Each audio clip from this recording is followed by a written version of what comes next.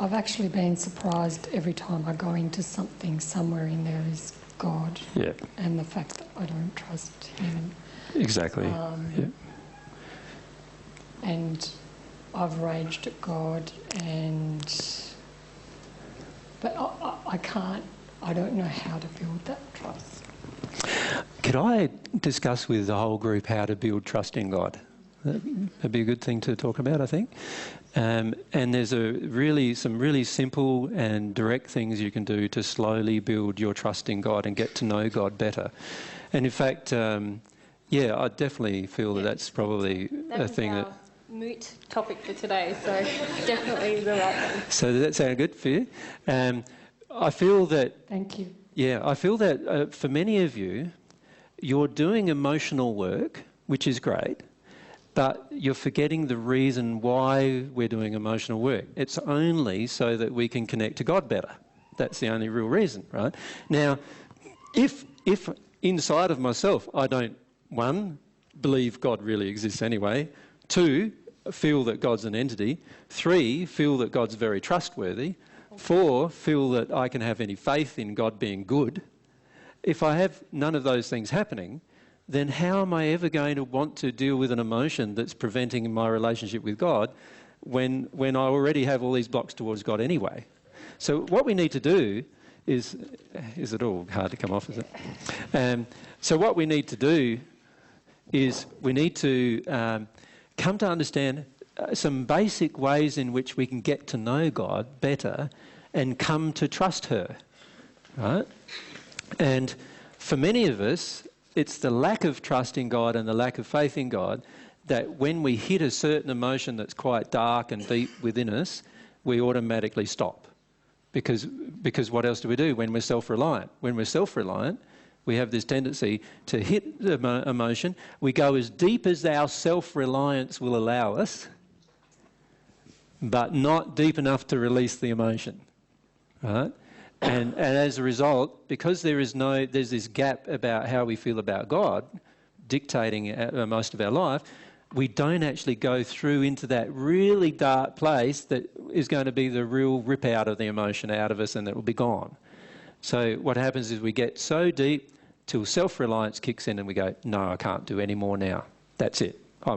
Now I'm frightened. Now I'm terrified. Now I can't go further. And we even say to ourselves, and many of you have probably even said it, I can't do this. I can't do this. We tell ourselves these messages constantly that we can't do it. And so what we want to do is find a way in which to get to know God. And by the way, for many of you guys that are struggling with your emotions, this next part is also really good because what I find in many of our discussions is a fellow will come up to me and say, look, I have a lot of trouble getting into my emotions. And I go, well, actually, it's not really about getting into your emotions. It's really about getting to know God, and then in the process, you'll get to feel some emotion.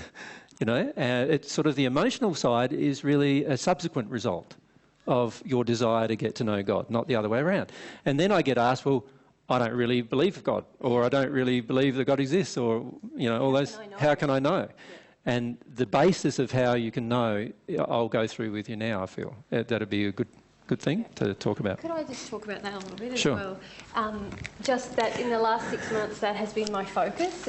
It's been about God and creating this relationship. That is the basis of this path, but I too neglected for a long time because I was very caught up in who I was and not wanting to be that person and all these other issues and emotions, a lot of my family stuff. And I never stopped and went, this is about me connecting with God and getting to know who me really is, whoever that might be.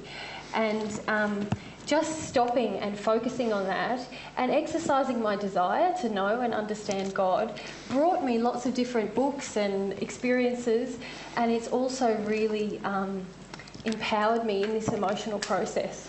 Like I really want my emotions now because I really want God.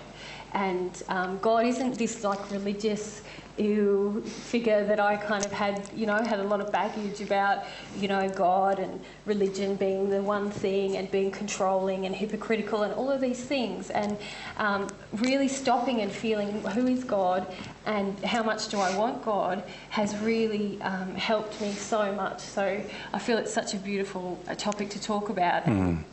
one I'm quite passionate about. Yeah. The other thing though was a lot of people have a lot of issues with trust with AJ. He's saying he's Jesus. That's a pretty big deal, and it triggers emotions for everyone on the planet. Let's face it.